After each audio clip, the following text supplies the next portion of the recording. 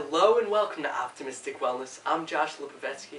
Today's post is all about practicality, and it is called The Practical Guide to Becoming Confident. That is a good name. So what can you expect from this post? Well, you will learn a technique, a few practical exercises for learning to really connect with yourself and find ways to develop confidence towards things that really matter to you. That's what you're going to get from this post. So let's get started. We'll start with a definition of what confidence is. Now, it's open to interpretation, but my main belief is that you cannot be confident unless you actually enjoy yourself. You have to enjoy yourself. And this isn't some motivational BS like you gotta enjoy being yourself. No, you really have to like who you are as a person, because if you don't like yourself, then whatever confidence techniques you build, it's just gonna mask over a layer of insecurity. And that's not where you want to be. So we'll start with that. Let's get into the exercises now. An important distinction: you cannot become confident in every single area of your life. It is completely impossible. You have to choose. So that being said, let's start with the first exercise, and that is, what specific area do you want to be confident in?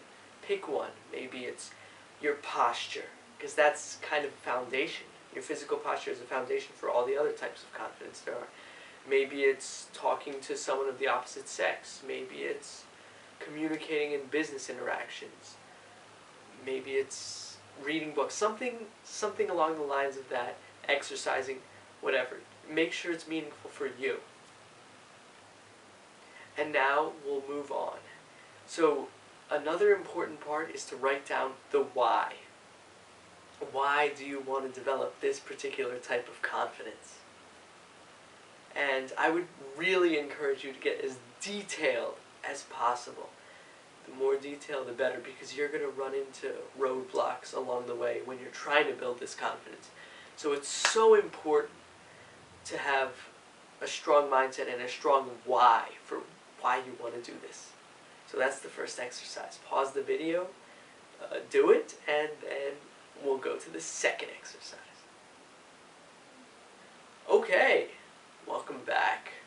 Alright, so now the second exercise, this is the core of what you're going to do, and it is very simple, and it is this. Write down 20 action steps that you could take right now or in the future, in the very near future, that will help you develop and facilitate this particular area of confidence.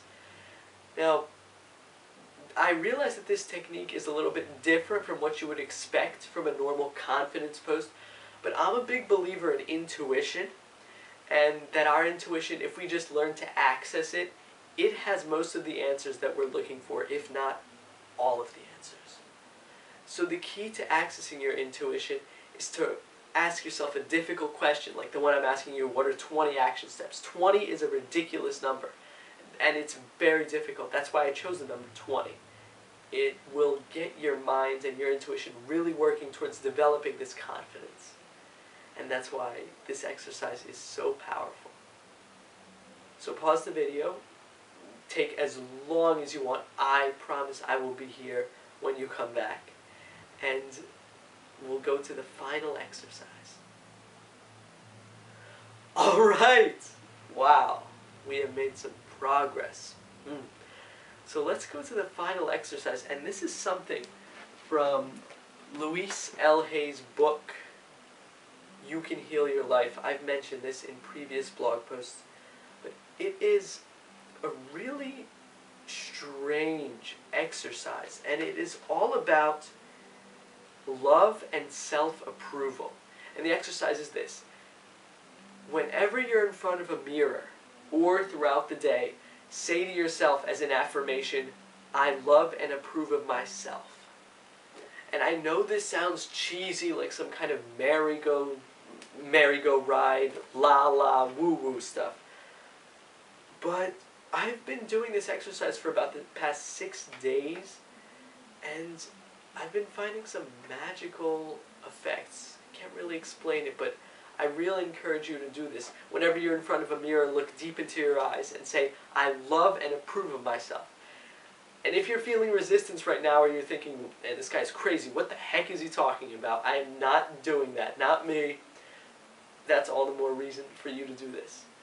So, we have just gone through these 3 confidence steps. Now, another thing I want to add, I do not have all of the answers. I really don't. So I recommend resources. Again, this book, You Can Heal Your Life, highly recommend the resource. Another one, something very different, Radical Honesty, How to Transform Your Life by Telling the Truth by Brad Blanton.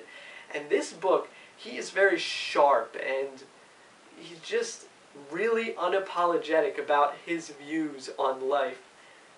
This book, although I disagree with some of these concepts, like the title says, it's pretty radical, but it shook up my life and the way that I express myself to the world and the way that I express myself in relationships. It's highly recommended. These books will help you on the journey to facilitating your personal confidence. And now, let me conclude by saying, action is the best way to facilitate confidence.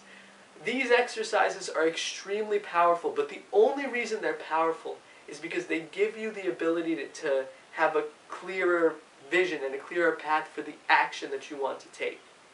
So keep taking action, and let me know how it goes for you. Share your insights in the comments below. I look forward to hearing them. Thanks for watching. Optimism is the only way.